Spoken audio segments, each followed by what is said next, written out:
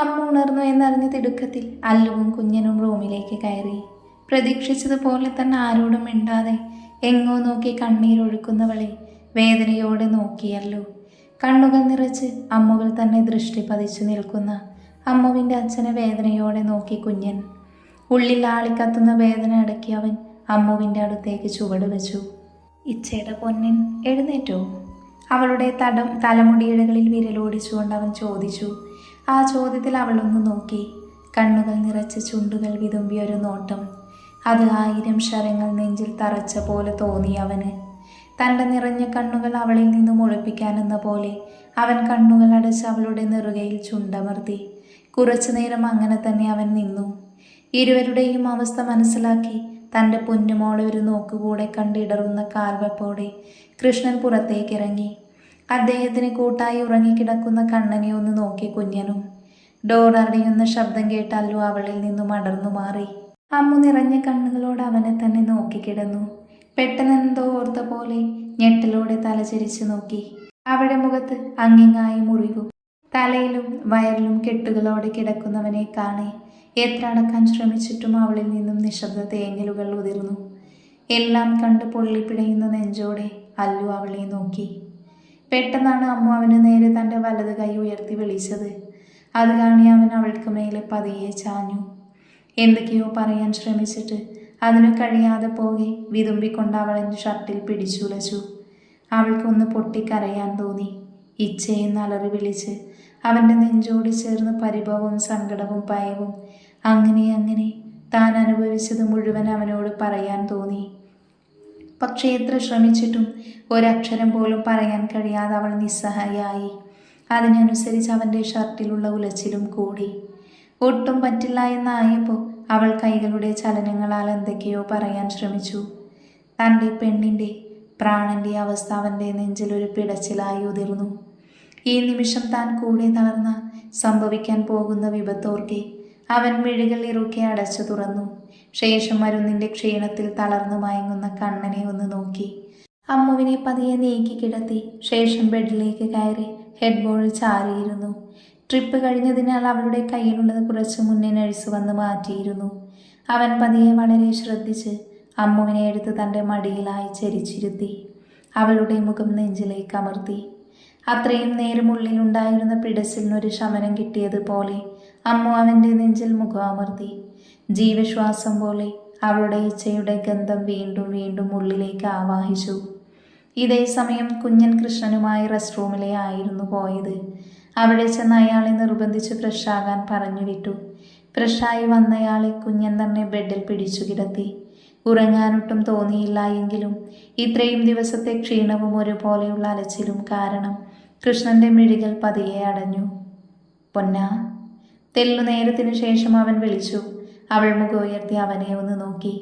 അപ്പോഴും അവളുടെ കണ്ണുകളിൽ മിഴിനീർ തളം കെട്ടി നിന്നു. അവളുടെ കരഞ്ഞ ചുവന്ന മുഖം അവൻ വേദനയോടെ നോക്കി.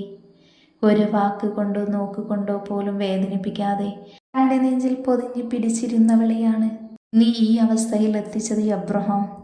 ആത്മാർത്ഥമായി പ്രാർത്ഥിച്ചോ. ഞാൻ നൽകുന്ന നരകയാതനയ്ക്കൊടുവിൽ മരണം കൊണ്ടെങ്കിലും രക്ഷ നേടാൻ. വലിഞ്ഞു മുറുകിയ മുഖത്തോടെ അവൻ ഉള്ളാലെ പറഞ്ഞു. ഇതേ സമയം ഒരുത്തിയുടെ മേൽ ആവേശത്തോടെ കെട്ടിമറിയുകയാണ് എബ്രഹാം. അവനെ എരിച്ചടക്കാൻ തക്ക അഗ്നിയുമായി ഒരുവൻ തലയ്ക്ക് മുകളിൽ ഉണ്ടെന്നറിയാതെ ശ്വാസമൊന്ന് അയച്ചുവിട്ട് അവൻ തന്നെ നോക്കിയിരിക്കുന്നവരുടെ കണ്ണിൽ അമർത്തി ചുംബിച്ചു. അവളുടെ മിഴിനീരിനെ തൻ്റെ ചുണ്ടുകളാൽ ഒപ്പിയവൻ. ഏങ്ങിക്കൊണ്ട് അമ്മു അവൻ്റെ ഷർട്ടിൽ തൊരുത്തു പിടിച്ചു. ഏറെ നേരം കണ്ണുകളടച്ച് അവൾ അവൻ്റെ കൈക്കുള്ളിൽ പതുങ്ങി. അന്നേരം അവളുടെ മനസ്സ് ശാന്തമായിരുന്നു. പതിയെ അവളുടെ ഉള്ളിലേക്ക് കഴിഞ്ഞ കാര്യങ്ങൾ തെളിഞ്ഞു. തന്നെ പൊതിഞ്ഞു പിടിച്ച കണ്ണനെ ഒരുവൻ ഉപദ്രവിക്കുന്നതും അത് എതിർത്ത് തൻ്റെ മുഖത്തൊരാൾ അടിക്കുന്നതും തല ഭിത്തിയിൽ പിടിച്ചിടിപ്പിക്കുന്നതും തലയിൽ നിന്നും രക്തം നിലക്കാതെ ഒഴുകുന്നതും തലയിൽ കൈ താങ്ങി നിന്ന തന്നെ ബെഡിലേക്ക് തള്ളിയിട്ടതും അവസാനം അയാൾ തൻ്റെ എതിർപ്പുകളെ വകവയ്ക്കാതെ ടോപ്പ് വലിച്ചൂറിക്കീറി തന്നിലേക്ക് അമർന്നതും അവളുടെ ഉള്ളിൽ ചിത്രങ്ങൾ പോലെ ഓടിമറഞ്ഞു. ഒന്ന് വെട്ടിവിറച്ചവൾ. കുറച്ചു നേരമായി യാതൊരു അനക്കവും ഇല്ലാതിരിക്കുന്നവളെ അല്ലു അസ്വസ്ഥതയോടെയാണ് നോക്കിയിരുന്നത്. പെട്ടെന്നുള്ള അവളുടെ മാറ്റം അവളുടെ ശരീരത്തിൽ നിന്നും അവന് മനസ്സിലായിരുന്നു. കഴിഞ്ഞതൊക്കെ അവളുടെ മനസ്സിൽ തെളിഞ്ഞെന്ന് അവന് തോന്നി. തന്നിൽ നിന്നും കുതറി മാറാൻ ശ്രമിച്ചവളെ അവൻ അടക്കി പിടിച്ചു. എത്ര ശ്രമിച്ചിട്ടും അവൻ്റെ കൈകൾ അയയുന്നില്ലെന്ന് കണ്ട് തളർച്ചയോടെ അമ്മു അവൻ്റെ നെഞ്ചിൽ മുഖമർത്തി കരഞ്ഞു. തുറന്നു കിടക്കുന്ന ഷർട്ടിൻ്റെ ഭാഗത്തു നിന്നും അവളുടെ കണ്ണുനീരിൻ്റെ നനവും ചൂടുമറിയെ അവൻ്റെ ഉള്ളം പൊള്ളുന്നുണ്ടായിരുന്നു. എങ്കിലും അവളുടെ സങ്കടങ്ങളൊക്കെ കരഞ്ഞു തീർക്കട്ടെ എന്നോർത്ത് അവൻ അവളുടെ മുടിയിൽ തലോടി മൗനമായി കണ്ണുകളടച്ചിരുന്നു. പൊന്നാ. കുറച്ചു കഴിഞ്ഞപ്പോൾ അവൻ വിളിച്ചു. അവൻ്റെ നെഞ്ചിൽ കൈയമർത്തി അവൾ. ഇനി ഇച്ഛ പറയുന്നത് ക്ഷമയോടെ എൻ്റെ കൊച്ച് കേൾക്കണം. കേൾക്കില്ലേ? പ്രതീക്ഷയോടെ ചോദിക്കുന്നവനെ നോക്കി പതിയെ തലകുലുക്കി അവൾ. അന്ന് നടന്നത് എന്താണെന്ന് ഇച്ഛ കണ്ടിട്ടില്ല. പക്ഷേ ഒരു കാര്യം ഇച്ഛ പറയുന്നത് എൻ്റെ കുഞ്ഞ് വിശ്വസിക്കണം. എൻ്റെ കൊച്ച് വിചാരിക്കുന്നത് പോലെ ഒന്നും സംഭവിച്ചിട്ടില്ല. അതിനു മുന്നേ തന്നെ കുഞ്ഞൻ അവിടെ എത്തിയിരുന്നു. ഇച്ഛയ്ക്കറിയാം എൻ്റെ പൊന്നൻ്റെ മനസ്സ് ഏത് സമയം എന്ത് ചിന്തിക്കുമെന്നും അറിയാം. അതുകൊണ്ട് ഇച്ഛ സത്യം ചെയ്തു പറയുകയാ. എൻ്റെ അമ്മൂസ് വിചാരിക്കുന്നത് പോലെ ഒന്നും നടന്നിട്ടില്ല. കുഞ്ഞു കുഞ്ഞു മുറിവുകൾ ശരീരത്തിൽ പറ്റിയതല്ലാതെ ഒന്നും തന്നെ എൻ്റെ പൊന്നിന് സംഭവിച്ചിട്ടില്ല. ഓരോ വാക്കും സമാധാനത്തോടെ അവൻ പറഞ്ഞു കൊടുത്തുകൊണ്ട് അവളുടെ നെറുകയിൽ ചുംബിച്ചു. മനസ്സിലാകുന്നുണ്ട് ഈച്ച പറയുന്നത്? തൻ്റെ നെഞ്ചിൽ പതുങ്ങിയിരിക്കുന്നവളുടെ മുഖം കൈക്കുമ്പിളിൽ ഒതുക്കി അവൻ ചോദിച്ചു. തെല്ലുനേരം മൗനം പാലിച്ച ശേഷം അവളുടെ ഇച്ഛയോടുള്ള വിശ്വാസത്തിൽ പതിയെ തലകുലുക്കി. എങ്കിലും അവളുടെ മുഖം വാടിയിരുന്നു. അവൻ്റെ കണ്ണുകൾ അവളുടെ മിഴികളുമായി കൊഴുത്തു. പതിയെ അവൻ തലചരിച്ച് കണ്ണനെ ഒന്ന് നോക്കി. അവൻ നല്ല ഉറക്കത്തിലായിരുന്നു. അടഞ്ഞു കിടക്കുന്ന ഡോറ് കൂടെ നോക്കി. അമ്മുവും കാര്യമറിയാതെ അവനെ ഒന്ന് നോക്കി. ഞൊടിയിടയിൽ അവൻ അവളുടെ മുഖം ഉയർത്തി ചുണ്ടുകളെ തൻ്റെ അതിരത്താൽ പൊതിഞ്ഞു. അമ്മുവിൻ്റെ കണ്ണുകൾ മിഴിഞ്ഞു. പക്ഷേ വളരെ നേർമയോടെ അവൻ്റെ പ്രണയം മുഴുവൻ ആവാഹിച്ച ആ ചുംബനത്തിൽ അവളുടെ കണ്ണുകൾ മെല്ലെ അടഞ്ഞു. ദീർഘനേര ചുംബനം. കിതപ്പോടെ തൻ്റെ കഴുത്തിൽ മുഖം പൊഴുത്തിയിരിക്കുന്നവളെ അവൻ പൊതിഞ്ഞു പിടിച്ചു. കുഞ്ഞൂസേ. അത്രമേൽ സ്നേഹത്തോടെ അവൻ വിളിച്ചു. അപ്പോൾ ഉള്ളിൻ്റെ ഉള്ളിൽ അവൻ ആഗ്രഹിച്ചിരുന്നു അവളൊന്ന് കൊഞ്ചലോടെ ഇച്ഛയെ വിളിച്ചെങ്കിലെന്ന്. ഉള്ളിലെ വേദന മുഖത്ത് പ്രകടമാകാതിരിക്കാൻ അവൻ കിണഞ്ഞു ശ്രമിച്ചു. ഒരു കാര്യം പറഞ്ഞ എൻ്റെ കുഞ്ഞാവയ്ച്ചയ്ക്ക് അത് ചെയ്തു തരുമോ?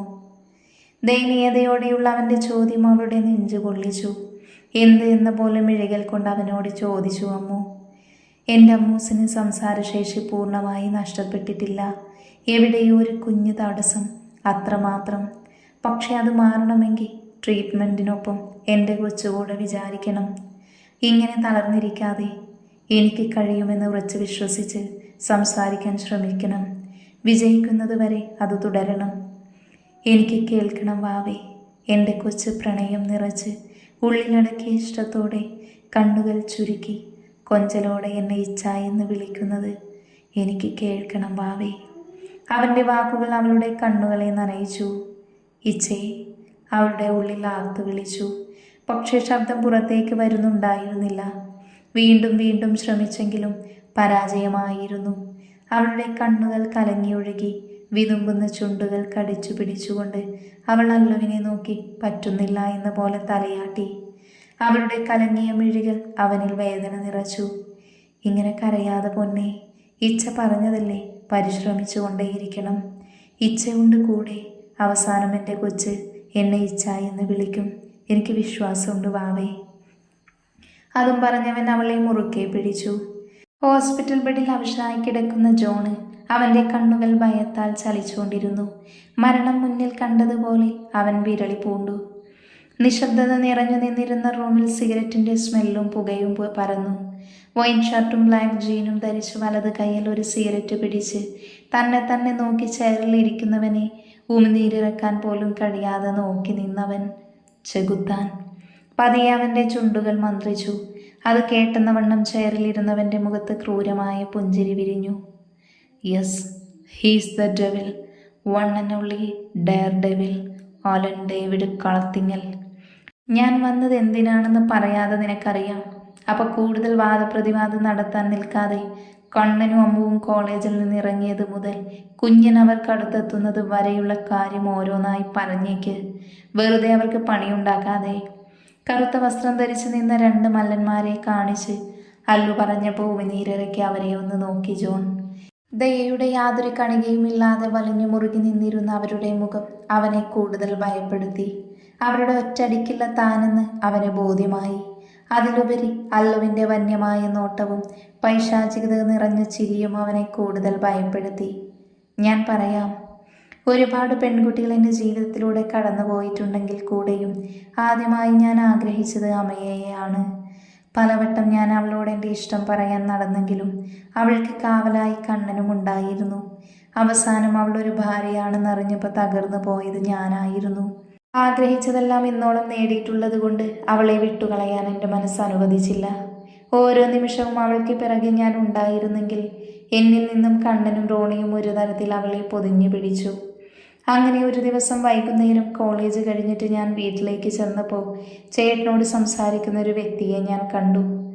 ആദ്യം ആരാണെന്ന് മനസ്സിലായില്ലെങ്കിലും ഏട്ടൻ്റെ പുതിയ ബിസിനസ് പാർട്ട്ണർ എന്ന നിലയിൽ അയാളെ എനിക്ക് പരിചയപ്പെടുത്തി തന്നു.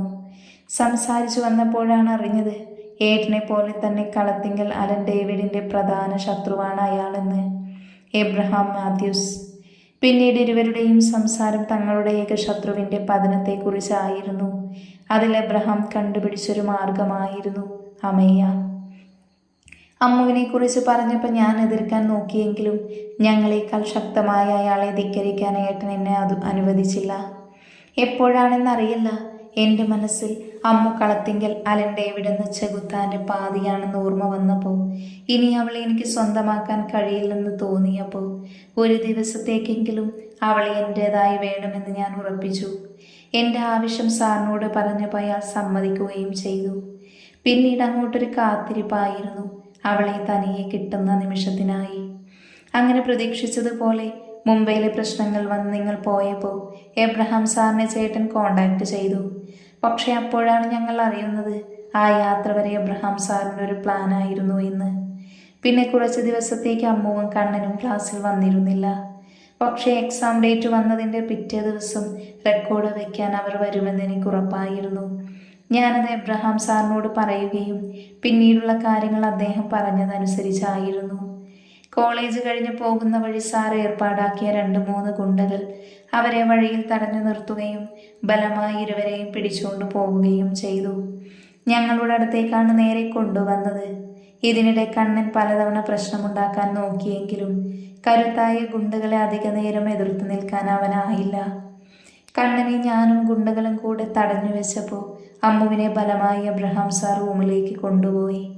പിന്നെ അവളുടെ നിലവിളികൾ കേട്ടതല്ലാതെ മറ്റൊന്നും എനിക്കറിഞ്ഞൂടാ. അപ്പോഴേക്കും റോണിയും അവിടെ എത്തിയിരുന്നു. പറഞ്ഞ ജോൺ അല്ലുവിനെ ഒന്ന് നോക്കി. പക്ഷെ അപ്പോഴും ശാന്തമായി ചുണ്ടിൽ ചിരിയോടെ നിൽക്കുന്ന അല്ലുവിനെ മരണഭയത്തോടെ അവൻ നോക്കി നിന്നു. നിന്നെ ഞാനൊന്നും ചെയ്യുന്നില്ല, പക്ഷെ എൻ്റെ ഭാര്യയാണ്, എൻ്റെ പ്രണയമാണ്, എൻ്റെ പാതിയാണ് എന്നറിഞ്ഞിട്ടും, കളത്തിങ്കലിലെ ചോരയാണ് കണ്ണനെന്നറിഞ്ഞിട്ടും അവർക്ക് നേരെ നീ തിരിഞ്ഞെങ്കിൽ നിന്റെ അപാരധൈര്യത്തിനുള്ള സമ്മാനം തരാതെ പോകാൻ എനിക്ക് നിവൃത്തിയില്ല. അതും പറഞ്ഞല്ലോ തിരിഞ്ഞു നോക്കി. അപ്പോഴേക്കും ഡോറ് തുറന്നൊരു ഡോക്ടർ കയറി വന്നു. അല്ലുവിനെ കൈ കൊടുത്ത ശേഷം അവൻ്റെ കയ്യിലേക്കൊരു നീഡിൽ കൊടുത്തു. വന്യമായ ചിരിയോട് അവൻ അത് കയ്യിലേക്ക് വാങ്ങി ജോണിന് നേരെ ഉയർത്തി. എന്നൊന്നും ചെയ്യരുത് പ്ലീസ്. ഭയത്തിനിടയിലും അവൻ എങ്ങനെയൊക്കെയോ പറഞ്ഞൊപ്പിച്ചു. ഇങ്ങനെ പേടിക്കാതെ, ഒരു കുഞ്ഞ് ഇഞ്ചക്ഷൻ, അത് കഴിയുമ്പോൾ നീ നന്നായി ഉറങ്ങും. പക്ഷേ ഉറങ്ങി എഴുന്നേൽക്കുമ്പോൾ പിന്നെ ഇനി നീ സംസാരിക്കില്ല ഒരിക്കലും. പിന്നെ വെറും 1 മണിക്കൂർ നേരം കുറച്ച് വലിയ വേദന നീ സഹിക്കേണ്ടി വരും, അത്രയേ ഉള്ളൂ. പിന്നെ ബോണസായിട്ട് ഈ ഡോക്ടർ ഇത് ഇടയ്ക്കിടയ്ക്ക് നിനക്ക് തന്നോളും. അപ്പോൾ ഉദ്ഘാടനം എന്നിൽ നിന്നും ആകട്ടെ. വന്യമായ ചിരിയോടെ പറഞ്ഞുകൊണ്ട് അവൻ അരുത് നിസ്സഹായമായി തലചലിക്കുന്ന ജോണിനെ ശ്രദ്ധിക്കാതെ അവൻ്റെ ഞരമ്പിലേക്ക് ആ മരുന്ന് ഇഞ്ചക്ട് ചെയ്തു. ചെറിയൊരു അലർച്ചയോടെ ജോൺ ബെഡിലേക്ക് മയങ്ങി വീണു. കത്തുന്ന കണ്ണുകളോടെ ജോണിനെ ഒന്ന് നോക്കി അവിടെ നിന്നിരുന്ന ഡോക്ടർക്ക് അവൻ കൈ കൊടുത്തു. താങ്ക്സ് ഡോക്ടർ, ഇത്രയും നേരം ഇവൻ്റെ ഫാമിലിയെ ബ്ലോക്ക് ആക്കിയതിനും ഇതുപോലൊരു മരുന്ന് എത്തിച്ചു തന്നതിനും. നോ സർ, സാർ എനിക്ക് ചെയ്തു തന്ന സഹായങ്ങൾ വെച്ച് നോക്കുമ്പോൾ ഇതൊന്നും ഒന്നുമല്ല. അത് പറഞ്ഞ ഡോക്ടർ ജോണിനടുത്തേക്ക് നീങ്ങിയപ്പോൾ അല്ലു പുറത്തേക്ക് ഇറങ്ങി. ഇനി നീയാണ് എബ്രഹാം, കാത്തിരുന്നു നീ. നമ്മൾ തമ്മിൽ കാണുന്ന ദിവസത്തിനായി, നിന്റെ നരകയാതനകളുടെ തുടക്കത്തിനായി. അന്നേരം അല്ലുവിൻ്റെ മുഖഭാവം തികച്ചും പൈശാചികത നിറഞ്ഞതായിരുന്നു. അല്ലു ഹോസ്പിറ്റൽ ചെല്ലുമ്പോൾ റൂമിൽ എല്ലാവരുമുണ്ട്. പാറുവിൻ്റെയും സുധയുടെയും നടുക്കായിരുന്നു അമ്മു ഇരുന്നത്. പക്ഷേ പഴയതുപോലുള്ള തെളിച്ചമൊന്നും അവളുടെ മുഖത്തുണ്ടായിരുന്നില്ല. നിലത്തേക്ക് നോക്കി മൗനമായിരിക്കുകയായിരുന്നു അവൾ. അവളെ അങ്ങനെ കണ്ടപ്പോൾ ഉള്ളിൽ വേദന നിറയുന്നത് അവൻ അറിഞ്ഞെങ്കിലും മൗനമായി അതിനെ നേരിട്ടു. എല്ലാവരും ഇവിടെ ഉണ്ടല്ലോ. ഡോക്ടറിനെ ഞാൻ വിളിച്ചിരുന്നു. 2 പേരെയും വൈകിട്ടോടെ ഡിസ്ചാർജ് ചെയ്യാമെന്ന് പറഞ്ഞിട്ടുണ്ട്. അമ്മുവിനെ നോക്കിക്കൊണ്ട് തന്നെ എല്ലാവരോടെന്ന പോലെ അവൻ പറഞ്ഞു. അത് നന്നായി. നമ്മുടെ വീട്ടിലാകുമ്പോൾ 2ൻ്റെയും മൂടൗട്ടൊന്ന് മാറിക്കിട്ടും. അത് പറഞ്ഞത് ഡേവിഡ് ആയിരുന്നു. വൈകുന്നേരത്തോടെ ഇരുവരെയും ഡിസ്ചാർജ് ചെയ്തു. റോണി കണ്ണനെ വീൽ ചെയറിലാക്കി മുന്നേ പോയി. അവർക്ക് പിറകെ സാധനങ്ങളുമായി അച്ഛന്മാരും അമ്മമാരും. ഏറ്റവും ഒടുവിൽ അമ്മുവിനെ കുഞ്ഞുങ്ങളെ പോലെ എടുത്ത് തോളിലേക്ക് ചായച്ചു കിടത്തി അല്ലു പുറത്തേക്ക് നടന്നു, നേരെ കളത്തിങ്ങലേക്ക്.